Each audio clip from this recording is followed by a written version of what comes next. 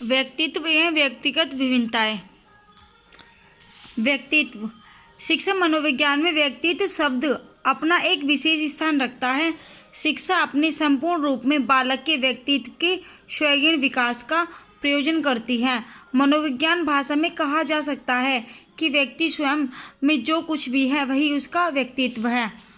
Allport के अनुसार व्यक्तित्व व्यक्ति के भीतर मनोशारीरिक तंत्रों का गतिशील गत्यात्मक संगठन है जो वातावरण के साथ उसका अनूठा समायोजन स्थापित करता है। चाइल्ड के अनुसार व्यक्तित्व से तात्पर्य कमोवेश स्थायी आंतरण कारकों से है जो व्यक्ति के व्यवहार को एक समय से दूसरे समय में संगत बनाता है तथा तुल्य परिस्थितियों में अन्य लोगों के व्यवहार से अलग करता है।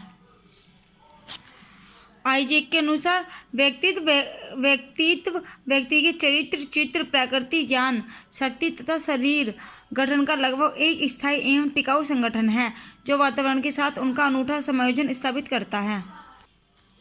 व्यक्तित्व का निर्धारण करने वाले कारक। मनोवैज्ञानिकों ने व्यक्तित्व के निर्धारण कारकों को दो भागों में बांटा है, एक आनुवंशिकता जैविक कारक तथा दूसरा पर्यावरणीय कारक। मनुष्य के व्यक्तित्व का निर्माण इन्हीं दो मूल कारकों पर निर्भर करता है। मनोवैज्ञानिक गुणों के आधार पर व्यक्तित्व के प्रकार। अंतर्मुखी। वे व्यक्ति आत्म केंद्रित होते हैं। इसमें संकोचशीलता तथा असामाजिकता अधिक होती है। ऐसे व्यक्ति एकांत प्रिय होते हैं, अधिक लोगों से मिलना जुलना पसंद नहीं करते हैं। इनकी दोस्ती कुछ ही लोगों तक सीमित होती है। इस प्रकार के व्यक्तित्व संवेदनशील, कर्तव्यनिष्ठ, मितव्ययी तथा रूढ़िवादी प्रकृति के होते हैं और पुरानी परंपराओं और रीति रिवाजों में ये अटूट विश्वास एवं आदर रखते हैं। सेकंड, बहिर्मुखी। ऐसे व्यक्ति आशावादी, व्यवहारिक एवं खुशमिजाज होते हैं। ऐसे व्यक्ति आशावादी, व्यवहारवादी एवं खुशमिजाज होते हैं। इनकी रुचि सामाजिक कार्यों की ओर होती है। ये अन्य लोगों से मिलना जुलना अधिक पसंद करते हैं। ऐसे व्यक्ति खाने पीने के भी अधिक शौकीन होते हैं और इस तरह के व्यक्ति समाज के लिए अधिक उपयोगी होते हैं। आधुनिक मनोवैज्ञानिक जुंग ने इन दो प्रकारों की आलोचना की गई है कि मनोवैज्ञानिकों का कहना है कि सभी लोग इन दोनों में से किसी एक श्रेणी में आए, यह जरूरी नहीं है। अधिकतर लोगों में इन दोनों श्रेणियों के गुण पाए जाते हैं। फलस्वरूप एक परिस्थिति में वे बहिर्मुखी के रूप में व्यवहार करते हैं तथा दूसरी परिस्थितियों में वे अंतर्मुखी के रूप में व्यवहार करते हैं। ऐसे व्यक्तियों को आधुनिक मनोवैज्ञानिकों ने उभयमुखी की संज्ञा दी है। व्यक्तित्व की विशेषताएं। व्यक्तित्व में पाई जाने वाली विशेषता निम्नलिखित है। आत्मचेतना मनुष्य के व्यक्तित्व की प्रमुख विशेषता है। इसी विशेषता के कारण मानव सभी प्राणियों में सर्वश्रेष्ठ प्राणी माना जाता है। सामंजस्य। मनुष्य को अपने व्यक्तित्व को अपनी स्थिति, वातावरण एवं परिस्थितियों आदि के अनुकूल बनाना पड़ता है। व्यक्तित्व को केवल बाहरी वातावरण से ही नहीं बल्कि अपने खुद के आंतरिक जीवन से भी सामंजस्य करना पड़ता है, जिसके कारण मनुष्य के व्यवहार में परिवर्तन होता है। यही कारण है कि डॉक्टर, नर्स, पत्नी, चोर, डकैत आदि के व्यवहार एवं व्यक्तित्व में अंतर मिलता है। इच्छा शक्ति। दृढ़ इच्छा शक्ति मनुष्य में अच्छे व्यक्तित्व की विशेषता है। सामाजिकता प्रत्येक मनुष्य के व्यक्तित्व की विशेषता होती है। इससे अलग रहकर मनुष्य और उसके व्यक्तित्व के विकास की कल्पना नहीं की जा सकती। मनुष्य जब समाज के अन्य व्यक्तियों के संपर्क में आकर प्रतिक्रिया करता है तब उसमें आत्मचेतना का विकास होता है और इन्हीं क्रियाओं के फलस्वरूप उसके व्यक्तित्व का विकास होता है। शारीरिक एवं मानसिक स्वास्थ्य। मनुष्य एक मनोशारीरिक प्राणी है। उसके अच्छे व्यक्तित्व के लिए अच्छे शारीरिक एवं मानसिक स्वास्थ्य का होना आवश्यक है, क्योंकि शारीरिक एवं मानसिक स्वास्थ्य अच्छे व्यक्तित्व की पहचान है।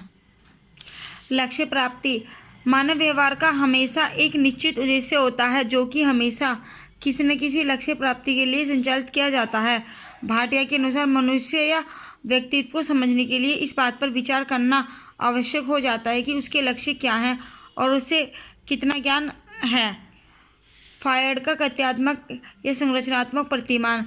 फायड के अनुसार मन के संरचनात्मक प्रतिमान से तात्पर्य उन साधनों से है जिनके द्वारा मूल प्रवृत्तियों से उत्पन्न मानसिक संघर्षों का समाधान होता है। ये साधन तीन हैं। किसने? तो फायड ने। पहला इदम, दूसरा अहम और तीसरा परम अहम। पहला इदम, दूसरा अहम और तीसरा परम अहम।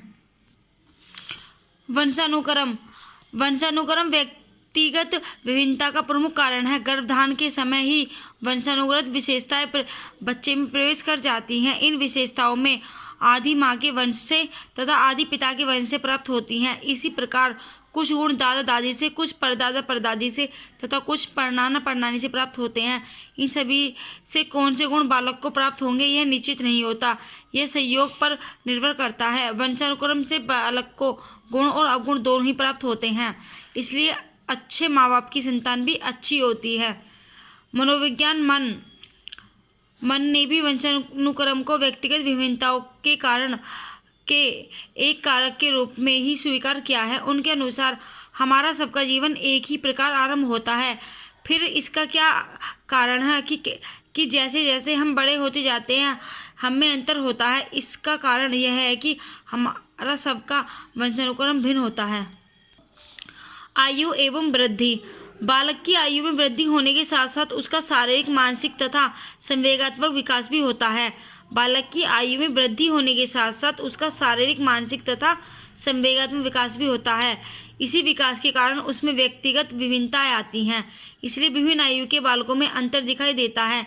इस प्रकार बुद्धि के कारण भी बालकों में अंतर होता है।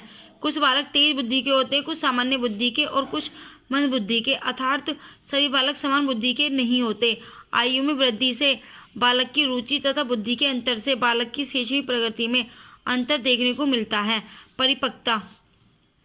परिपक्वता एक ऐसी स्थिति है जिसमें व्यक्ति किसी कार्य के करने में स्वयं के सक्षम पाता है। परिपक्वता एक ऐसी स्थिति है जिसमें व्यक्ति किसी कार्य के करने में स्वयं को सक्षम पाता है। बाल सीखने का आधार भी परिपक्वता ही है। मनोवैज्ञानिकों के अनुसार एक बालक जब तक नहीं सीख सकता जब तक वह सीखने के लिए तैयार न हो अथवा परिपक्व न हो। मनोविज्ञानियों के अनुसार एक बालक जब तक नहीं सीख सकता जब तक वह सीखने के लिए तैयार न हो या अथवा परिपक्व न हो। लेकिन बालक जन्म के समय पूर्ण परिपक्व नहीं होता। परिपक्वता धीरे धीरे आती है। यह परिपक्वता कुछ बालकों में कम आयु में आ जाती है और कुछ में देर से शुरू होती है। लिंग भेद के कारण लड़के लड़कियों की शारीरिक बनावट में तो अंतर होता ही है, साथ ही उनके सोचने, विचारने एवं कार्यशैली में भी अंतर देखने को मिलता है। लड़कियां लड़कों की तुलना में कम शक्तिशाली, स्नेहमयी, कोमल स्वभाव की तथा लज्जाशील होती हैं, जबकि लड़के साहसी, उद्दंड तथा कठोर स्वभाव के होते हैं। लड़कियों में सामान्य बुद्धि अधिक होती है जबकि लड़कों में विशेष बुद्धि अधिक होती है। लड़कियों में सामान्य बुद्धि अधिक होती है और जबकि लड़कों में विशिष्ट बुद्धि अधिक होती है। इस प्रकार लड़कियां जल्दी परिपक्व हो जाती हैं जबकि लड़के देर से परिपक्व होते हैं। लड़कियां जल्दी परिपक्व हो जाती हैं और लड़के देर से परिपक्व होते हैं।